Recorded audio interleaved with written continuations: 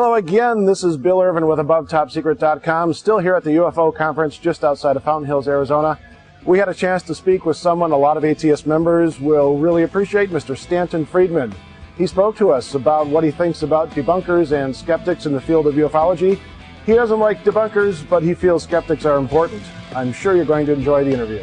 First, if you could just give us a little feedback as to what brought you to the event and what you're covering in your speech here. Well, I enjoy lecturing, obviously, and signing books and meeting people and sometimes getting some new leads on things I'm interested in. But I'm here to give a talk on noticing the debunkers, or exposing would be a better word, exposing the debunkers. And I have over the years done battle with all kinds of debunkers. And the public needs to be told over and over again that even though these guys sound good, they're full of baloney. It's like going to a delicatessen. And so I'm always happy to point out the failure of their thinking. There are 4 basic rules for debunkers, and there's no shortage of examples. What the public doesn't know, I'm not going to tell them. Don't bother me with the facts. My mind is made up. If you can't attack the data, attack the people. It's easier. And do your research by proclamation, because investigation is too much trouble. And so debunking occurs in many different areas related to UFOs. One is from the SETI community. Silly effort to investigate. That's what SETI stands for. And it's funny how they never talk about the 5 large-scale scientific studies that I talk about. They'll tell you there is no data. But I know that they haven't read it because Seth Shostak, for example, and I were at a conference. We were on the Queen Elizabeth II for a week. He heard my lecture. After my lecture, I asked during the lecture how many people have read each of the 5 large-scale scientific studies that I had talked about. After each one, I asked. That's 1 or 2%. He didn't raise his hand after any of them. He did admit on a coast-to-coast program that he has a copy of my book, Flying Saucers and Science, on his nightstand. He didn't say he'd read it. So I think the public needs to know that no matter how smooth these bright guys are, that they're selling baloney. One of the areas, for example, is you can't get here from there. Now, I worked on advanced propulsion system as a nuclear physicist in industry for a number of years. And I hear a lot of nonsense about interstellar travel. For example, one of the people I'll talk about in my lecture on Saturday, Dr. Tyson, who is the head of the Hayden Planetarium. A well-known astronomer, nice guy, sharp guy. I've watched his programs. He pointed out that our fastest craft, the Voyager spacecraft, would take 70,000 years to get to the nearest star, and scientists like to get their data back sooner than that. What he didn't point out is that it's coasting. It hasn't had a propulsion system on it since it left the Earth, and that's about as silly as saying that if you throw a bottle in the ocean, you know how long it takes to cross the ocean, or fly a kite, and that tells you how long it takes to fly. So I think the people need somebody like me who isn't afraid to call a spade, sure, or an idiot, as the case may be. So that's what I'm doing at this conference. I've given a lot of different talks over the years, but there's always the theme of correcting the false impressions that the public gets from people who have a lot easier time getting to the airwaves than I do. You know, Time magazine doesn't cover what I say, unfortunately. So that's what I'm here for. Set the record straight, give specific examples, and make people aware that there is somebody standing up for truth instead of sitting back and saying, oh, the expert has spoken. Sure. You know, our new book, Science Was Wrong, has many examples. That's Kathleen Martin's in my second book. Many examples of smart people saying very stupid things. And you sure see a lot of them with regard to flying saucers. This is not to say that I believe everything a believer says. That's not the question. Sure. But the question is, when you listen to the strongest opposition to the notion that aliens are real, you don't find any solid evidence. You find proclamations, which are wrong. Well, when you mention the working to expose the debunkers, don't you think, though, that there is some valuable debunking? Do you think that it exposes a lot of the fakes that are out there?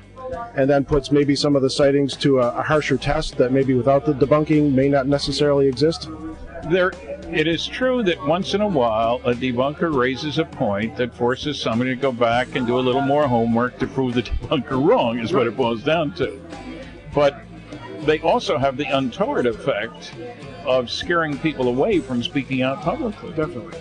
And, you know, the laughter curtain is real, like the Iron Curtain used to be for your older audience. So I think we could live very well without them. All of them, or maybe don't you think there's some well-intended people that maybe come across as debunkers, but they're really trying to give a skeptical look at the sightings? There's a difference between a skeptic and a debunker. A skeptic says maybe, let's check the facts. The debunker says, I know what the answer is. These things can't possibly be real. And if his first explanation doesn't work, well, let's try a second one. And if that doesn't work, let's try a third one, because we know what the answer is. Skepticism we need, no question. Debunking we don't need. I don't think it serves a useful function other than for the person making the noise. Sells more books, gets more radio and television programs. I mean, I've done a couple of shows with Bill Nye, the science guy. Sure. And I can't see what good comes out of his nastiness and his ignorance. Well, it's for entertainment purposes. I guess. That's what he's all about. Not science, that's for sure. So you see a demarcation between debunkers and skeptics? Yeah, I'm a skeptic. I have exposed a number of people who haven't been telling the truth. Bob Lazar, for example. And some of Colonel Corso's proclamations. Sure. And other people. I've shown that there's over 100 phony MJ-12 documents. Yeah. By looking carefully, by visiting archives, by checking things out. I've talked to the families of all but one of the members of MJ-12, for example. Talked to people who worked for Truman all the time he was at the White House to get a handle on how things worked there. So, yeah, there is work to be done. I find that I do have to spend time exposing, call it fraud, lies, wrong information, false claims. Yeah, they're out there. But there is a way to approach that. You don't just say, well, obviously that's nonsense. If you listen to Kathleen Marden's paper here about the conundrum of alien abductions, you find that we have people saying totally wrong things about the Betty and Barney Hill case, for example. And somebody has to say, hey, that's not the way it is.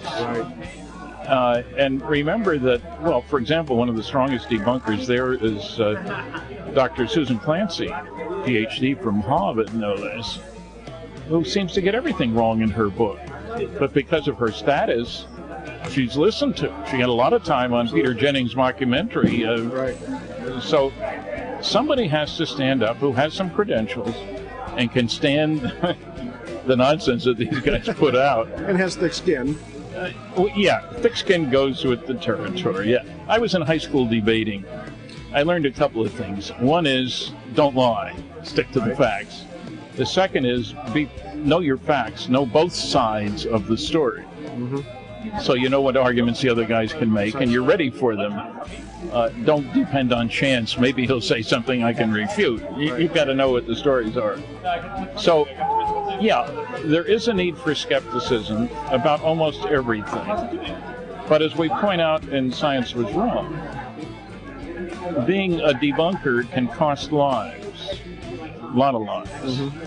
By people who say that can't be right, and I'm the big shot here, and force a doctor out of a hospital who was able to cut down the number of deaths from childbed fever from 20% to 3%. But he was forced out of the hospital because he came up with a crazy solution. You got to wash your hands thoroughly between doing autopsies and examining pregnant women. Certainly right. And thousands of women died over the next umpteen years because he was forced out of the hospital. He did good research, published the research, but the boss knew that wasn't true. The sign of a good doctor is how bloody your apron is, you know. Yes. So what I'm saying is that it's not just an intellectual exercise about who's right. A lot of people like to get involved in that. Yeah. Yeah, that's not what I'm about. That raises an interesting next point. I'm sure, as you're aware, there's almost been a wellspring of hoaxes on the internet, especially YouTube. People creating videos. Some are absolutely silly and give ufology a bad name just by being a hoax. What do you think is overall worse, has a worse impact on ufology? These debunkers you speak of, or the people creating these really silly hoax videos? I'd give them a draw on that. I think they're both harmful. And people are always asking me, what do you think of this hunk of footage or that film? I say, look, A, I'm not a photo expert. B, it would take an enormous amount of work to establish one way or another whether they're telling the truth. So I put it in my gray basket. I don't know. I won't give opinions off the top of my head. Sure. Because that's not science. Yes, definitely. You know, that's propaganda. And that's not what I'm about. So I decry the pro-UFO people who jump to conclusions too. And they're there. What are you going to do? I mean, there's no way you can wipe out all the nonsense. Sure. I don't need to tell you that. Yeah, definitely. Well, there is something that was a confirmed sighting that happened at the Chicago O'Hare Airport. Yeah. And then there was a flurry of hoax pictures about it. And one of our members asked that we ask you your opinion on that case. I think it was a very good case. Dr. Richard Haynes, who was a NASA scientist and has written several books about UFOs, did a very careful look at all that data, talked to witnesses, and it was a very solid case. And there were some government lies, as John Hilkovich found from the Chicago paper. And, you know, that's one thing that's happened, that more and more people have become aware that people in positions of authority will lie sometimes. Yes, imagine that. Yeah, imagine like Stephenville. Mm-hmm. You know, we didn't have any F-16s flying, and then 10 days later, oh, we had 10. How do you lose 10 F-16s? You know. So that was a very good case. Dick wrote a very good report, a big fat report. And I must say that I admire Hilkovich, the reporter for the Chicago Tribune. Front page story, got more response than anything they'd ever published. Yeah, he got calls from all over the world. Yes. And I admire his spunk in going after the FAA, Freedom of Information. Oh, we don't know nothing about that, but they did, you know. So I thought that would help press coverage overall, especially when newspapers are having a few troubles these days, as you may have noticed. When they heard how many hits on the website, they might say, I guess public is interested in this. One problem, a major problem in the field, I know of no other, what'll I call it, interesting area that the public is arguing about, where the press people know almost nothing and aren't willing to do their homework. I mean, would you have an NFL All-Star game or a Super Bowl covered by somebody who'd never seen a football game and only seen a cricket match or something? It would be ridiculous, you know. But that's what we get. As a matter of fact, one of the dozen PhD theses that have been done about UFOs, never mentioned by debunkers, of course. We wouldn't want to let people know there have been scholars here. One of them had some strong comments to make about the inadequacy of the press coverage of the subject. And